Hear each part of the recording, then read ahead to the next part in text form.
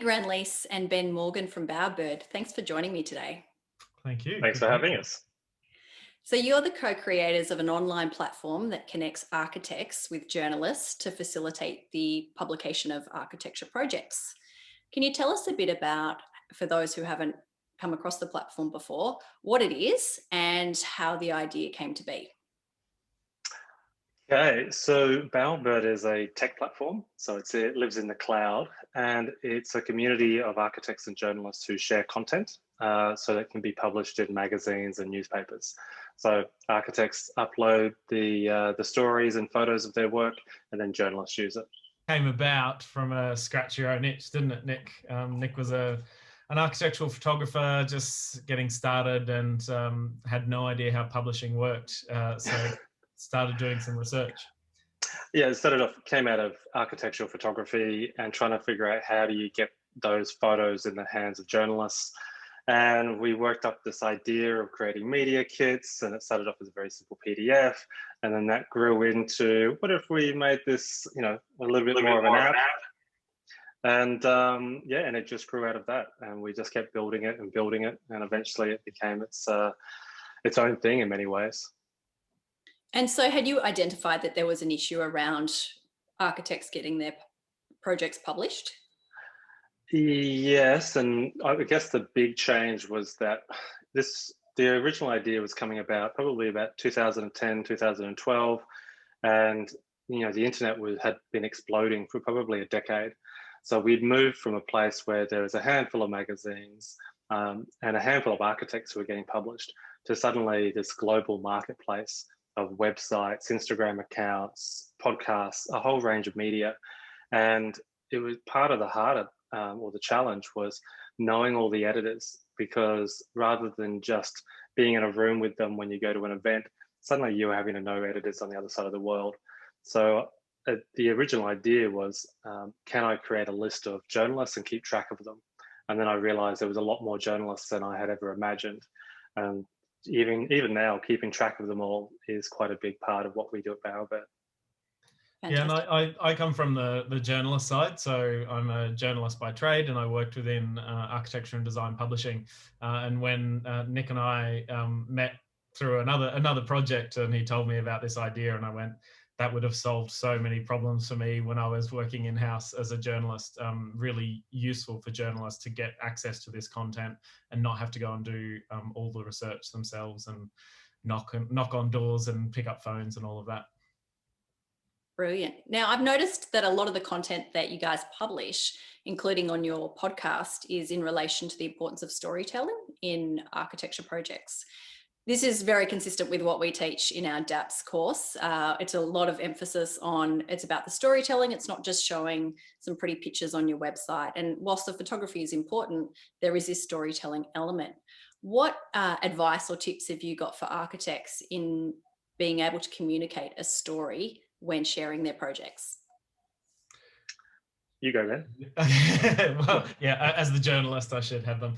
Look, we've got some really basic ones, which we, as you mentioned, we do go through in our podcast. But really, the idea behind storytelling is that all of our brains are hardwired to understand narratives. So from the youngest age, we're read these books and we watch these, TV programs that have narrative built in.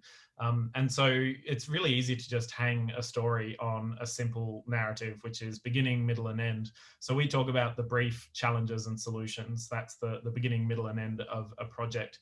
So that's really basic storytelling for architects. And if you can get that right, which is really not that hard, you should be communicating the most important parts of the project. Terrific. And what's the role of the client in this? Because I know that you encourage people to get their clients telling the story, but the feedback, and we do the same, but we get a lot of feedback saying, oh, how do I get my clients involved in this? Or, they leave it too late. What advice do you have when approaching clients about getting them on board to be a part of the storytelling? You make the client the hero. So you put them as a center of the story so that other people who are reading it are going to be potential customers of yours. So if you're talking about the architect all the time, you attract other architects to read your content. If you want the client to be reading it, then they need to be at the center of it. And it's about good communication with them at an early stage. like taking them on the journey while you're designing it, because that's ultimately what the story is going to be about. Yeah, and I think often architects will have a conversation early on with the client saying, look, we're going to photograph this project, we're going to do all of these things, and they'll put it in the contract. But by the time the handover comes, there's basically everyone's forgotten about the contract, everyone's forgotten that's happened. So continually talking about the fact that it's going to be published, that there's going to be a photo shoot, all of those sorts of things are really valuable with the clients. But something really simple is just interview your clients like you're a journalist. And I know that's kind of hard to get in the mindset of a journalist, but just be really curious about the space. So the problem or the issue that you have with architecture is that the architect and client are so involved in the project, they sometimes can't step outside of it. So if you can even get someone else in your office, in your studio, to ask the clients questions, you'll get these great pieces of information and great testimonials that come out where, you know, Nic as a photographer, you know, he'll go and ask the client, oh, you know, where's your favorite place in the house? And all of a sudden the client will say, oh, well, it's this spot over here. And that's a conversation that's never happened before with the architect. And it might be a really important part to the story. So curiosity, be curious, ask your clients how they live in the space, what they love most about it. Those sorts of simple questions can be really valuable to the story. And it will often be parts which, as the architect, you won't be so aware of. It'll be things like, this is a little step, or this is where my children play. Because once they've lived in the house, they're starting to add their own stories on top of the building. Whereas for the architect, their stories are generally going to be attached to the things that were difficult for them. So they'll focus on, maybe there was a feature which was really difficult or they had to fight for. So in their mind, the story is very different to the client story. Yeah, great. There's some really good tips in there. Make your client the hero. And, you know, if you need to get a third party to capture it, when they're capturing that story from the client, how do you recommend they do that? What sort of medium should they be using? Is video appropriate? Should they just be taking notes? What do you suggest?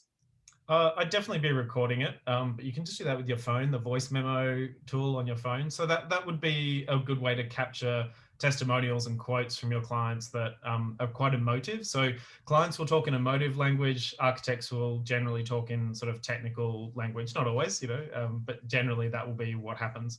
And so, yeah, I think just recording it is important. When it comes to video, definitely video testimonials can be really good. And you can use that as something that's intended to be published. So if you hire a videographer to come and do a sort of talking head style video, that can be useful. But you can also just do it as an extra bit of information for journalists. So you go, look, we've got an interview here. And then that journalist gets a feeling for the client as well, which can be useful. Big thing for clients is you've got to make sure they feel relaxed. So I used to do this when I was taking photos of buildings. We'd do some recordings with clients who were open to being recorded. Some have really jumped in front of the camera. They love it. They want to tell their story. Others are really shy because they've never done it before. So being able to gently lead them in, taking away some of the stress so that they start to open up about some of the stories. And I think that's why having a third party interview them can be good, rather than the architect and client. They may have a strained relationship, but that third party is going in as an innocent and just sort of, you know, they're curious about what's going on and they're trying to pull out the real story which people want to tell. Yeah, fantastic. And are you seeing journos and publications, particularly those that are online, leverage video much? Are they providing space for video to be used in storytelling? Yeah, I think we're seeing video crop up a lot more. I think in the next 5 years, maybe even less, you'll see a lot more video storytelling. A lot of publications are creating their own YouTube channels, but you've got actual YouTube channels that are growing out of architecture. So not an existing publication, they just launch a YouTube channel that's all about architecture. So, you know, I think video is going to become a lot more important, but it won't always be, there'll be a little bit of room for you to create your own content, but I think there'll be a lot of production houses essentially producing made for YouTube videos around architecture. We're already seeing it happen.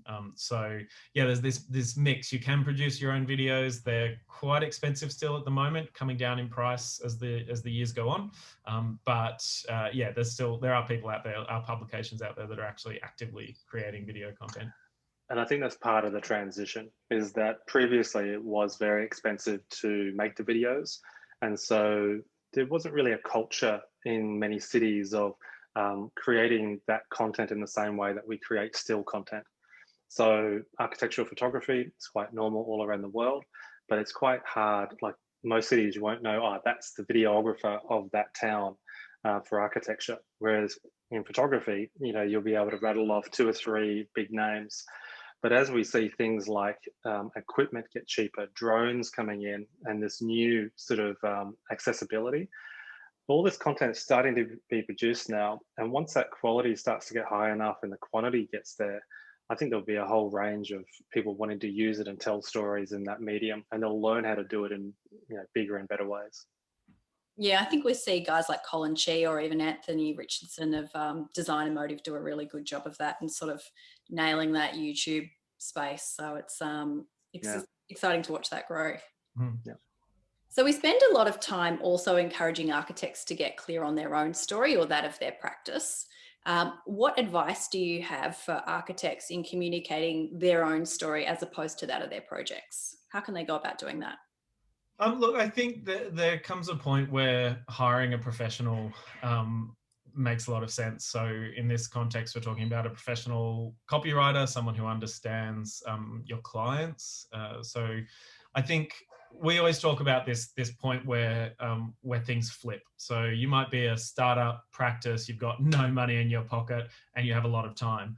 That's when you should be doing your own storytelling. And you can do it, and no matter what size you are, you can always do your own storytelling. But there's a point at which it takes you 20 times as long as it would take a talented copywriter to produce that same content. So essentially you might be paying $200 an hour to yourself to do something, and you could pay maybe even $300 an hour for a copywriter to do something, but it takes you 40 hours and it takes them 10.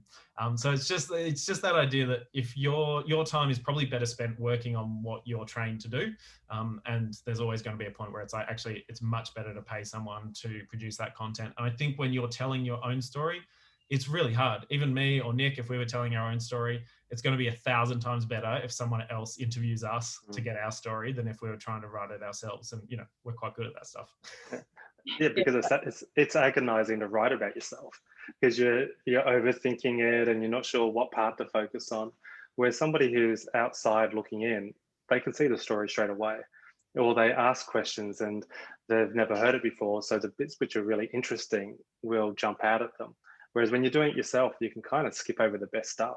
You kind of hide that away, and it's not until somebody else hears it that they realize that that's where the real story is. Yeah, great. So the advice there is hire an expert, whether it be a copywriter or a marketing consultant. I think if you can afford it. I think if you're limited in your finances, even just having a conversation with someone, so recording a conversation with someone who doesn't know much about you, just getting them to ask questions about what it is that you do and your practice, that could be a simpler way of doing it. But really the key there is that someone else has to draw that story out to get the best effect. If it's about pages and things like that, you can probably muddle your way through, but creating that story of who you are and thinking about your clients, it's going to be a lot easier to get someone else to do that. But that's one thing to think about. Don't think about yourself. Don't think about your colleagues. Think about your clients. What do they want to hear about? And again, it could come back to that quite emotive thing. So we often talk about, if you're a practice who has dogs in the office, you're going to attract clients who want dogs in their houses. So, starting to think about those things that your clients are looking for and the ideal clients that you want to work with, what do they want to hear? It's probably not that you're a multidisciplinary award-winning practice. Yeah. So big tip is don't go to other architects' websites and copy their text, which is pretty much where everybody starts from. Actually go through your journey and talk about what you're passionate about. Like, that's a really simple way of doing it. Get somebody else from your office and get them to ask those questions, because they'll be able to pull out that story for you. Yeah, excellent. I love that about, dogs in the office and letting your personality shine through. That's brilliant. And everybody has a unique story. Everybody, like, when they start off telling a story about themselves, they feel like they don't have a story, but everybody does. everybody started somewhere, everybody tried to do something, everybody failed at something, had some challenges, and eventually they overcome those challenges. So that's the basic story, and everyone's got one. Yeah, and be genuine and don't try and sound smarter than you are, or smarter than anyone is. I think that the number of times we'll look at an about page or, you know, an architect's website, and, you know, we talk about archi-speak, but really it's just people are so self-conscious about their writing that they sort of fall into this poetic / academic writing. And it's just, I don't know, unless you're trying to get to academic poets as your clients, you've lost everyone straight away. Yeah, we do see a lot of that, unfortunately. So we're recording this interview in the final days of 2020, and it would be remiss not to acknowledge the events that have taken place this year. How have you seen the pandemic impact the marketing and publication of architecture? How's that changed, and how's the Bowerbird community changed in response? Well, for us personally, the biggest thing is we're not traveling as much all around the world. So we were literally jumping on planes and walking like door to door to architects in Argentina, Brazil, UK, everywhere. And that led to not being able to do that, which led to Zoom. And Zoom has changed everything. So, and the main thing is being able to communicate with architects, and architects being able to communicate with journalists online, which allows them to connect all over the world in a much easier way than they ever have. So rather than everything being face-to-face, so being quite localized within a city, people are now communicating much further distances and being able to talk to people they probably would not have talked to otherwise, because now they've got the technology set up, they've got the cameras set up. You know, Zoom doesn't break every time they use it because they're probably using it every single day. Because before the pandemic, trying to talk to somebody on Zoom, we'd probably be able to talk to 1 out of 3 people, and the other two would they would forget about Zoom, or they'd put it in a calendar, and it just became so much harder. So now I think that Zoom technology has just made everybody work remotely just every day. Yeah, I think it's fundamentally changed the practice of architecture. I think architects thought they were already doing it. A lot of industries thought they were already, you know, really tech savvy and they could do this remote working, but there were very few people who were doing it effectively. And I think a big part of it for the industry is that there'll be less time monitoring and more output focused assessment of people's work. So that's a really interesting one, that people can work from home effectively to produce architectural projects. That was almost, people would say, no, you wouldn't be able to do it. You wouldn't be able to do it. And this year has proven that you can do it. In fact, you can probably do it more efficiently. And yeah, the collaboration, that's the big thing, is that we've been forced to collaborate in a way that didn't used to feel that comfortable. For Bowerbird, our team has always been based internationally. We've always been remote, and we've had to develop this culture all digitally, basically. But for architecture, I think that's been the major shift, and it just opens up so many doors. These international collaborations that you're able to have now. Small practices can collaborate on small projects, where it used to be only large practices who would have these international collaborations. Well, I think we're going to see a lot more of that. Smaller practices, even solo practitioners, working across international borders in a way that they never did before. That's really exciting. And on that, about international collaboration, are you seeing that journalists are more likely to pick up projects from other areas and other countries now as a result of this? Are they more likely to profile work internationally? I think it's probably leveled the playing field a bit as far as proximity is concerned. So now for a journalist, you know, a project that is based in, you know, the next state along, or the next city along, is the same. There's no sort of, oh, hang on, I know these architects, they're in Melbourne. All of a sudden, you know, something in Auckland is just as significant to them. So I think it's definitely opened things up. And I think the biggest thing we're seeing is during any economic downturn, there's obviously a contraction in workforce. So, you know, a lot of editors this year have probably moved out into freelance and things like that. So there's been a shifting there. But what we're also seeing is a lot of these micro publications popping up and being quite successful.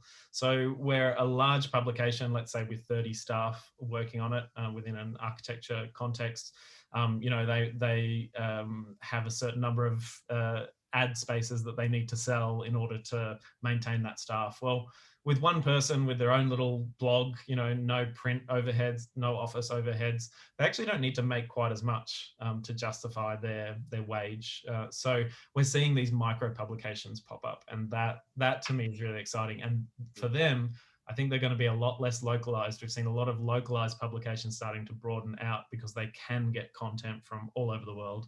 They can have a Zoom meeting. They can talk to those architects. So I think, yeah, there's a lot of stuff that has already changed, and there's a lot more to come, I think, in 2021 and beyond. That's really exciting. And those micro publications, are they niching right down into specific areas of architecture? Yeah, we're seeing a lot of that sort of niching down into small projects. I think small projects is probably the biggest one that's come up of late. Those people are really obsessed with tiny homes and tiny apartments and things like that. I think they are niching down, but at the same time, there's this ability for new publications to pick up a lot more projects that just weren't getting published before. So it may be the publications may be broader, but there's so much content out there that doesn't really see the light of day because the larger publications don't have room to publish it. So I think that's the exciting part, is there's a lot more opportunities for everyone. Yeah, fantastic. And I've got to ask, I noticed that Bowerbird has been recruiting recently more explorers. Can you share with our viewers what are the plans for 2021? Yes, we're basically trying to take Bowerbird all around the world. So at the moment, we're in quite a few countries, but in 2021, I think we're thinking more Europe. So we'll probably try to Germany, Amsterdam, potentially Italy and Spain, and Japan as well. So that would be really exciting for us if we could sort of find more projects from those areas. And yeah, anywhere else, Ben? Well, I mean, we're very opportunistic. So if we find the right person, we're definitely excited about lots of areas around the world. We think it translates to almost every country in the world. So we just need to make sure that the market stacks up, and we would go there. So I think Southeast Asia for me, sort of around hubs like Singapore, Hong Kong, I think they would be good. But yeah, for us at the moment, the first half of next year will definitely be a focus on Europe and figuring out Japan. I was going to ask if there's any more features or enhancements on the platform itself coming as well. Well, funny you say that. We are planning lots for 2021 because, well, in the past, I mean, Bowerbird started off as this project where we were building it all ourselves, but the team's finally getting large enough where we're starting to build a development team. And so 2021 is going to be lots of features, all sorts of things that we're going to be asking for a lot of feedback too. So from the community, which they've been very patient as we've gone through this startup phase and having us build it in the background. But now we're really going to actively be building new features and seeing where we can take Bowerbird. Excellent. And for those architects that are watching who aren't on the Bowerbird platform, how do they go about joining? They can jump over to bowerbird.io. There's a little button there saying join, and just put your details in there, and there'll be somebody in the world who will come and talk to you. And it's not everybody is allowed to come into Bowerbird, because part of what we do is we have to make sure they've got projects which are going to match the journalists we have. So that's part of what makes Bowerbird work. So it's once you come in, we make sure that you're going to get success, and then we give you an account and off you go. Our podcast is a really great way to understand before you even get to that registration point. Well, not really. Go and register because we want to hear from you. But listen to that podcast because it's going to give you the overview of how architectural publishing works, how it's changed over the years, all the different aspects, and it will just help you kind of self-assess whether the work that you have would be publishable, or how to get your work to the point where it's publishable. So that's a really great place to start. I mean, you do have to listen to Nic and I sort of prattle on for however many hours, but it's worth it. We've been told it's worth it. It is. I can testify to that. There's a lot of gold nuggets. I've listened to quite a few eps myself in there, so it's worth listening to. Nic and Ben, thanks so much for taking the time to chat with me today, and we really look forward to following Bowerbird's developments in 2021. Thank you. Very good. Thanks for having us.